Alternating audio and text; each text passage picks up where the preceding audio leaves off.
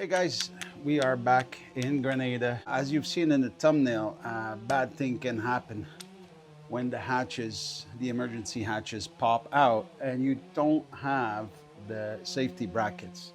So these safety brackets are the ones from Lagoon originally.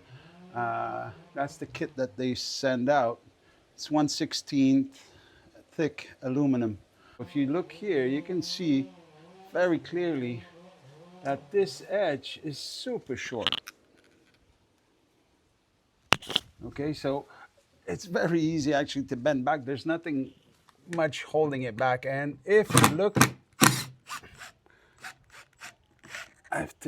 at the screws that they used, it's super short. So you can imagine sailing across the Atlantic. Let's say you catch a floating fish net in the corner.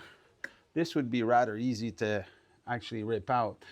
I'm saying this because this I've actually straightened it out. It was actually bent back already. So point is, this is better than nothing.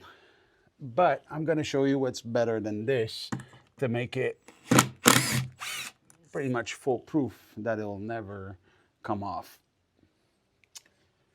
Okay, so we do have some glue there, so I'm going to pop it off afterwards. Oh, hang on, I got it.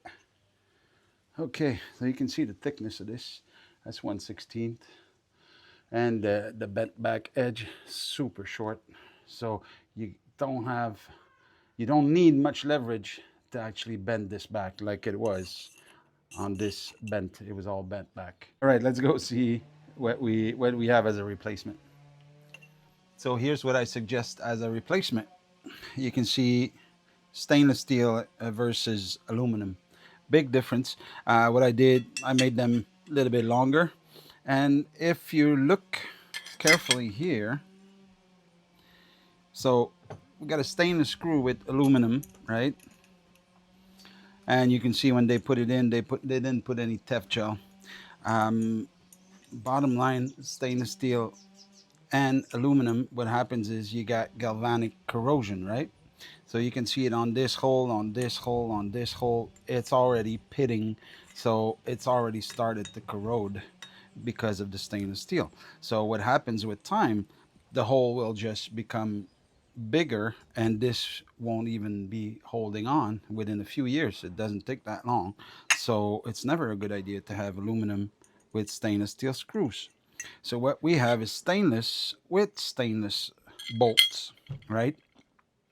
Not only that, so now this is going on the boat, right? So this will be screwed in, but now right here and here we will be touching to the aluminum frame. So again, we don't want galvanic corrosion, because now what's going to happen is that the aluminum will corrode, so the frame will corrode and not the stainless steel, because that's the weakest material. So I'm going to be lining this actually with Hypalon. We got some leftover Hypalon. My wife has double-sided scotch that she uses for sewing. I'm going to use that to stick on a nice coat of Hypalon, so that way we get no galvanic corrosion. So again, we're going to be bolting it through the frame right onto the inside. On the inside, we're going to be putting fender washers to hold it in with a nylon insert lock washer. If it fits, yes, it fits. So that's how it's going to be holding on. And the hole will be filled, completely filled, as we push the screw in with 5200. I'm not using 4000, or I'm not using anything than 5200, because I don't want this to ever leak or come off in any way. So 5200, as you may know, is very permanent.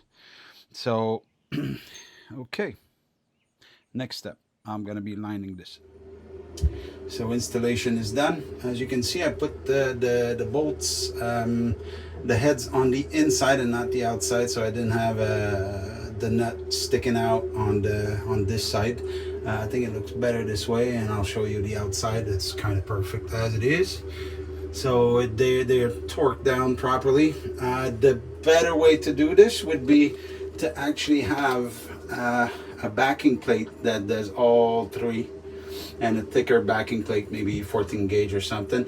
As you can see, all I did was put fender washers, which is already plenty good enough.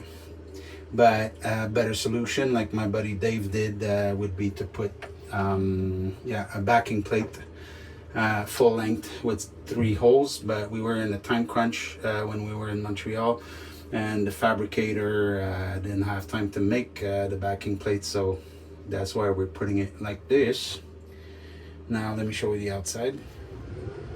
So here's the finished product. Super solid. As you can see, the bolts are a little bit long. I took 1 7/8, so 1 1/2 would be actually plenty. 1 3/4. Yeah, so you can see I didn't clean up. I cleaned up most of the 5200 that was like on the flat part. I had some on here, but I'm not cleaning out the bolts or the sides where it bled out. For a simple reason, I want that seal to be permanent and perfect, so I'm not going to touch that.